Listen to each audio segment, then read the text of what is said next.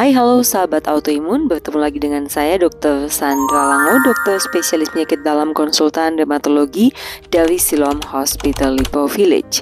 Teman-teman, hari ini saya akan membahas salah satu jenis vaskulitis pembuluh darah kecil, yaitu Behçet disease.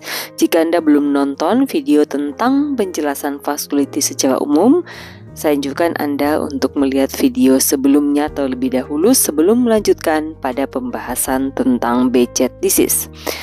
Sebagian besar di antara kita mungkin sudah pernah mendengar tentang Behçet disease. Ini merupakan salah satu jenis vaskulitis pembuluh darah kecil.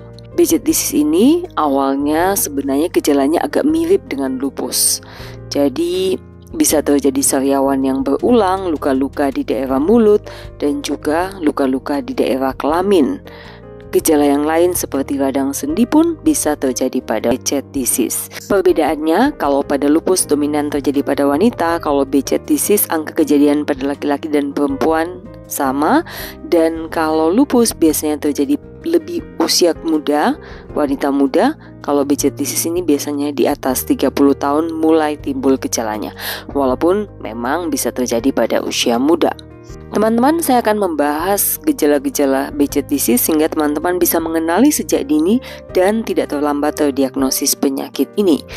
Gejala yang paling sering terjadi adalah sariawan atau luka-luka pada mulut.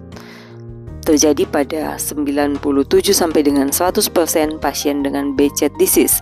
Kemudian gejala penyertanya adalah luka-luka atau sariawan pada daerah kelamin, dan sering juga terjadi kelainan kulit. Jadi seperti bisulan, bentuknya seperti gatal-gatal pada kulit.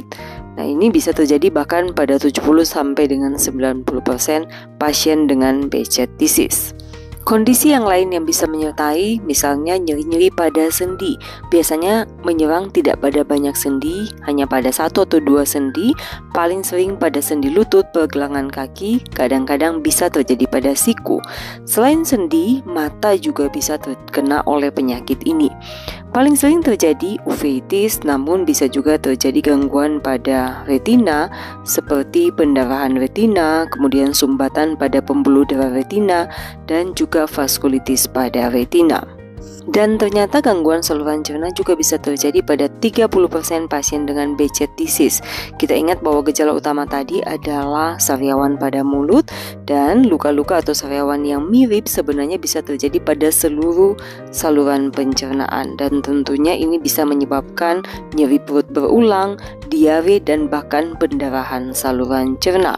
Walau tidak sering, ternyata Behçet disease juga bisa menyerang paru-paru Anda, bisa menyebabkan gangguan pada jaringan paru itu sendiri, dan juga bisa menyebabkan penyumbatan pada pembuluh darah di paru.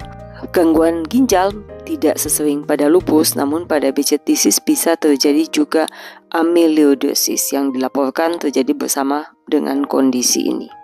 Oh ya, ada manifestasi yang cukup penting dari Behçet disease yang sering terlupakan, yaitu gangguan pada pembuluh darah atau vaskuler. Ini terjadi pada sekitar 15 sampai dengan 30% pasien dengan Behçet disease.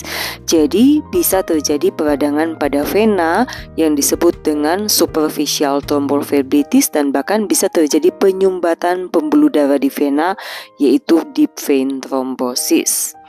Gangguan pada arteri juga bisa terjadi, dan bahkan gangguan pada arteri ini bisa mengenai pembuluh darah arteri pada paru-paru, dan hal ini bisa sangat berbahaya jika tidak ditangani dengan baik. Behçet disease juga bisa menyerang sistem saraf sekitar 5 sampai dengan 10%. Keterlibatan saraf, gejalanya bisa bermacam-macam, mulai dari nyeri kepala, gangguan gerak, kelemahan anggota tubuh, kejang-kejang, kemudian seperti radang pada otak, meningoencephalitis, kelumpuhan otot saraf, dan berbagai kondisi lainnya. Penting bagi seorang yang menyandang Behçet disease untuk mengenali kondisi-kondisi ini, karena jika terlambat ditangani, ini merupakan suatu kondisi yang bisa berbahaya.